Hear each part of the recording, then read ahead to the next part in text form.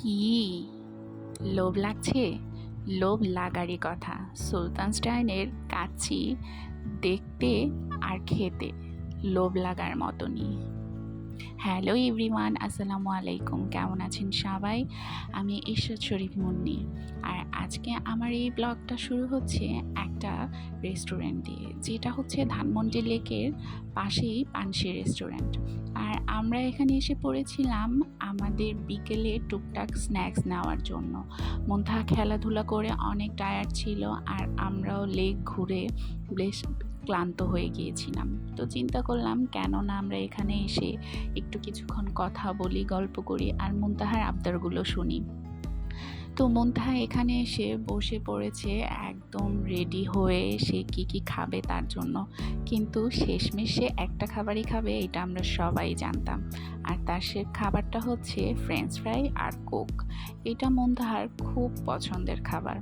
যাই হোক, তার কথা মতন তার জন্য ফ্রেঞ্চ ফ্রাই আর কোকের অর্ডার দেওয়া হলো। সে অলরেডি খাওয়াও শুরু করে দিয়েছে। আর এখন এখানে একটা ইন্টারেস্টিং ব্যাপার হচ্ছে, আমরা ফুচকা চুজ করতেছিলাম যে আমরা কি খাবো, মানে কোন ফুচকাটা নিব। একজনের তো এক রকমের পছন্দ। শেষমেশ সবাই মিলে ডিসাইড করলাম একটা বড় ফুচকা প্ল্যাটারের অর্ডার করব, যেখানে সবাই সবার পছন্দ মতন ফ্লেভারের ফুচকা খেতে পারবে।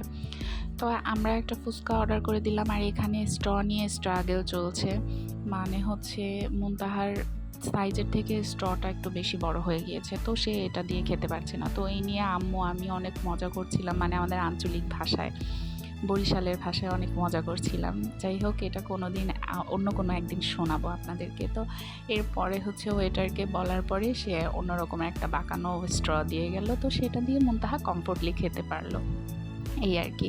ওই ওয়েটারকে এই বলার জন্য যে সিস্টেমটা আমরা তৈরি করেছিলাম যে আমাদেরকে স্ট্রটা চেঞ্জ করে দেন, এই বিষয়ে একটা টুকটাক মজার ঘটনা।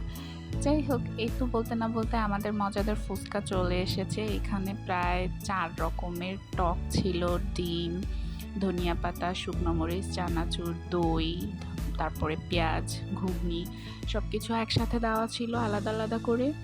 আর হচ্ছে ফুচকা ছিল প্রায় 30টার মতন।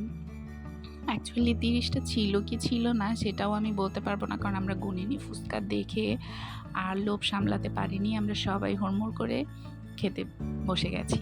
তো যাই হোক, আপনাদেরকে একটু ফুচকাটা ঘুরিয়ে ঘুরিয়ে দেখালাম কি ছিল। এই তো মোটামুটি ফুচকার টেস্টটা ভালোই ছিল, কিন্তু আম্মু একটু বিরক্ত হচ্ছিল, কারণ অন্য সময় ফুচকা বানিয়ে সব কিছু রেডি করে আমাদের সামনে দাঁড়িয়ে এটা নিজে বানিয়ে খেতে হয়। আম্মুর খুব ধৈর্য মানে ভেঙে যাচ্ছিল, রাগ হচ্ছিল। তো আমরা তারপরও এনজয় করে খেলাম, আমি ভিডিও মেক করলাম। এরপর বলতে না বলতে সন্ধ্যা হয়ে গেছে, মুনতাহারও খাওয়া শেষ হয়ে গেছে। সন্ধ্যা হওয়ার পরে রেস্টুরেন্টের লুকটা একটু এরকমের ছিল। আমরা ভিতরেও বসতে পারতাম, কিন্তু আমাদের কাছে বাইরেই অনেক ভালো লাগছিল। যাই হোক, এইখানে আমি আমার হাজব্যান্ডের সাথে একটু দুষ্টুমি করছিলাম, ও আমার ক্যামেরা দেখে মুখ আটকে রাখছিল। এইটা দেখে মুনতাহা বলল, মাম্মি আমাকেও একটু ভিডিও করো, আমিও এমন করব পাপার মতন। এই তো এখানে কিছুক্ষণ দুষ্টুমি করার পরে তারপরে আমরা ডাক্তার দেখাতে চলে গেলাম। ওখানে ডাক্তার দেখাতে আমাদের বেশ সময় লেগেছিল। এরপরে রাত্র হয়ে গিয়েছে, যেহেতু চিন্তা করলাম বাইরে থেকে খাওয়া দাওয়া করে যাব। তো ধানমন্ডিতে এসেছি, এখানে হাতের কাছে কাচ্চি টাচ্চি এইসবই বেশি একটা পাওয়া যাবে, কারণ সুলতানস ডাইন ইজ হেয়ার। তো আমরাও চলে গেলাম সুলতানস ডাইনে গিয়ে দেখি সেকেন্ড যে ফ্লোর আছে, এই ফ্লোরে একটুকু বসার জায়গা নেই, বরঞ্চ মানুষ আরও লাইন করে দাঁড়িয়ে আছে। তো হঠাৎ করে আমাদেরকে ম্যানেজার এসে বললো, আপনারা 4th ফ্লোরে চলে যান, ওখানে হচ্ছে আমাদের আরও একটা হল আছে, যেখানে আপনি ইজিলি সিট পেয়ে গেলেও যেতে পারেন। তো আমরা আল্লাহ করতে 4th ফ্লোরে আসলাম। এসে দেখি যে অনেক কষ্টে খুঁজে টুজে একটা চিপার ভিতরে সিট পেলাম। তো অবশেষে আমরা বসে অর্ডার দিয়ে দিলাম আমার পছন্দের জালি কাবাব, তার সাথে ছিল কাচ্চি, খাসির কাচ্চি। যদিও আমি খাসির মাংস অনেক পছন্দ করি, কারণ হচ্ছে খাসির হাড্ডির কারণে। আমি রেস্টুরেন্টে গেলেও খাসির মাংসই খাই, আর কাচ্চিই খাই না কেন, আমি হাড্ডি চিবিয়ে খাবই মাস্ট। এটা আপনারা ভিডিওতে শেষে দেখতে পারবেন, কারণ আমার খাসির মাংস অনেক পছন্দ। তো এরপরে আমরা কাচ্চি নিয়ে খাওয়া শুরু করলাম। মুনতাহাও বেশ মজা করে খেয়েছে, আম্মু অনেক মজার কথা বলছিল। আর এই যে আমার প্লেটের দৃশ্য, আমার হাড্ডি চিবোচ্ছি এখনও। আমার প্লেটটা দেখলে ওয়েটাররা বলবে ও কুকুরকে দেওয়ার জন্য কিছু রাখে নেই, সব খেয়ে ফেলেছে। যাই হোক, আলহামদুলিল্লাহ অনেক ভালো ছিল, অনেক টেস্ট ছিল। আমরা সুন্দর মতন সবাই মিলে খাওয়া দাওয়া করলাম। এরপরে বাইরে বের হয়ে আসলাম, আম্মু একটা পান খেলো।